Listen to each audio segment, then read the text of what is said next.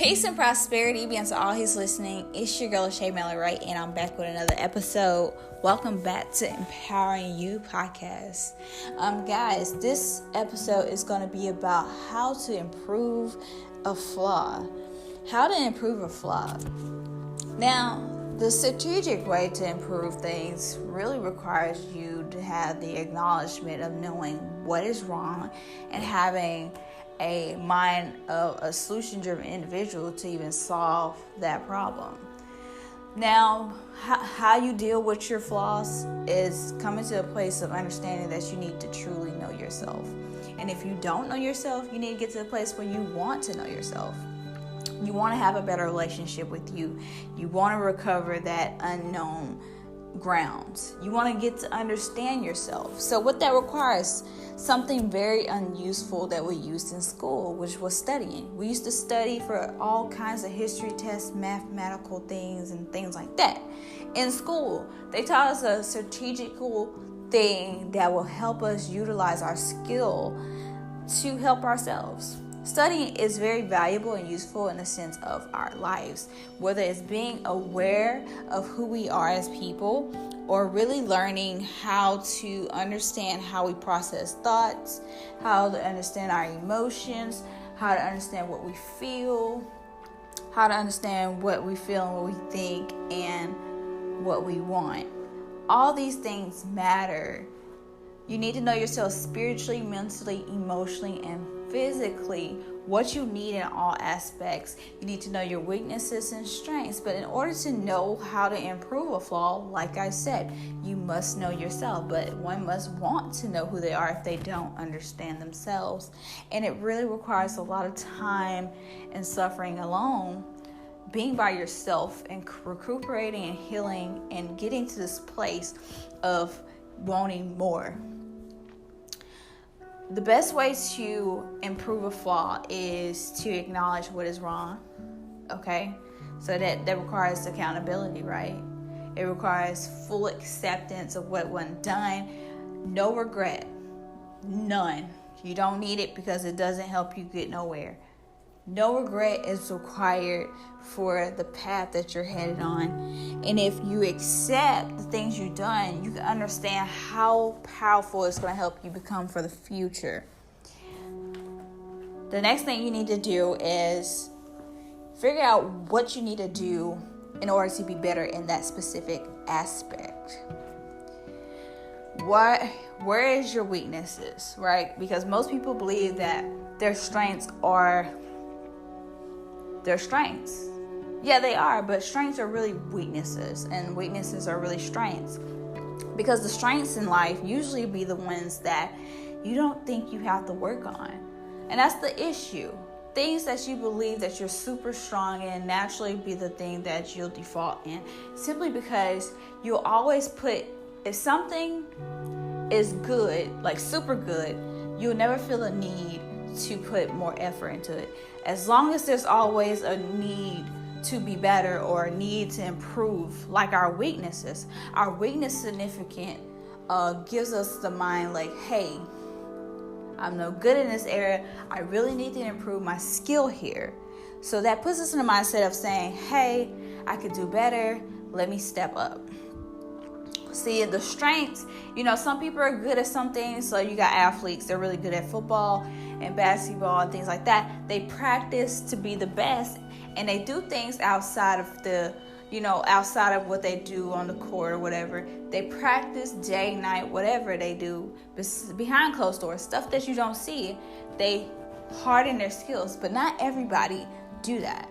Some people with strengths allow their strengths to become weakness because they don't practice, because they believe they'll always be the best. But there's always somebody stronger, faster thinking, more advanced, know a little bit more than you. It's always someone just a little bit further on than you. I wouldn't say better, because I don't believe people are better than each other.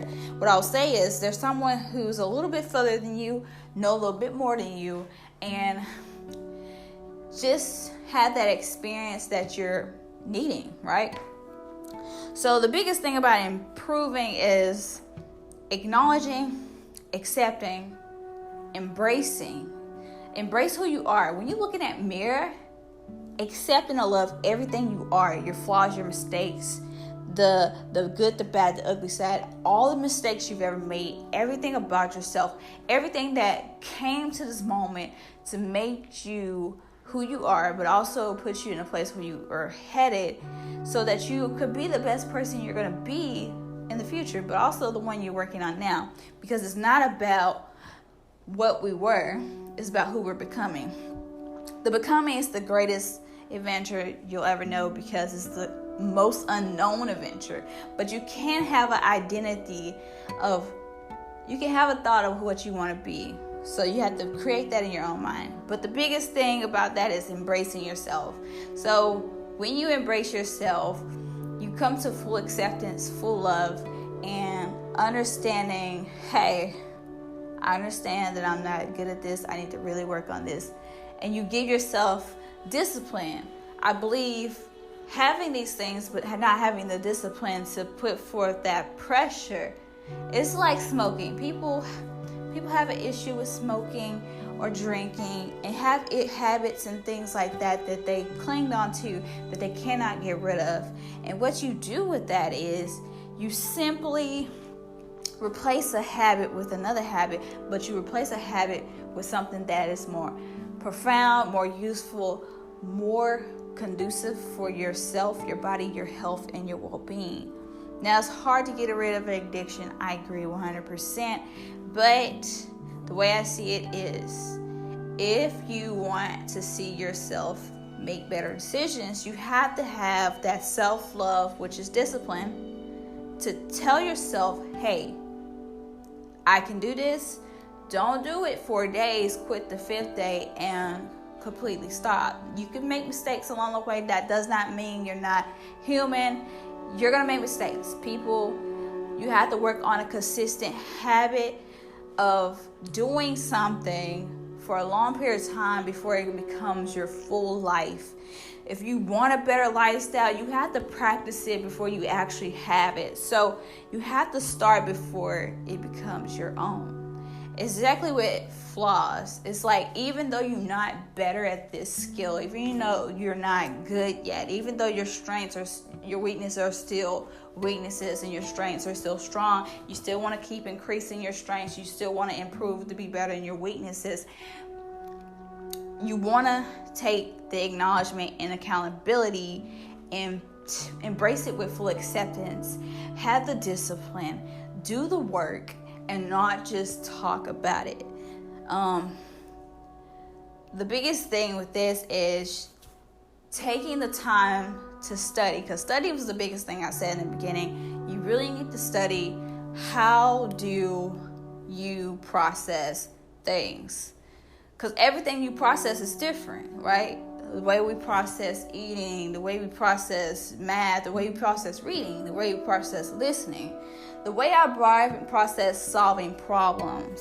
How do your mind process things, emotions, how people act, the way people offend you, the way you're offended when people do things that you find disrespectful, the things that you don't agree with, the things that you don't believe in. How do your brain process? Do you understand how you process? Do you understand your brain? Okay? Do you understand your heart and how you feel and how things make you feel and how certain people around you make you feel? Are you tied in yourself enough to know those things? Do you know what you need spiritually to grow as an individual? Do you know what you need externally to grow within yourself, from the traumas, the pain, to grow from the suffering? Do you know how to work on that? What you need externally, right? What kind of stuff do you need to be eating? What do you need to be drinking? What do you need to be doing in order to have that ideal body that you want, right? It's all about having a mindset of doing it before you actually achieve it. Because nothing's ever done before it's done, right? You have to start before it's actually fulfilled. Most things in life are already predestined. That's my opinion. But it's just an opinion. Most things in life are already predestined. So same with things you want to do. if you have in mind that you want to do something like improving a flaw, you want to first starting to work on that flaw. Over time, after making a few decisions, you eventually get a consistent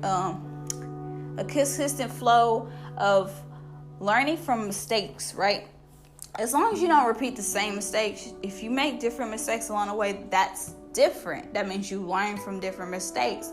I don't believe repeating the same mistakes twice is a healthy cycle of growth, but that is an opinion. Once again, in order to fully grow, you need to make different mistakes, because this keeps the growth and the evolution consistently flowing and evolving. You don't want to stay stuck in a cycle of the same lesson over and over again. That means you're stuck in one place and you're dwelling. Who wants to dwell in one place? Nobody. I don't. I wouldn't. So the best way to improve your flaws, your mistakes, is studying, acknowledging, acceptance, embracing, discipline, accountability, consistency, action, self-love.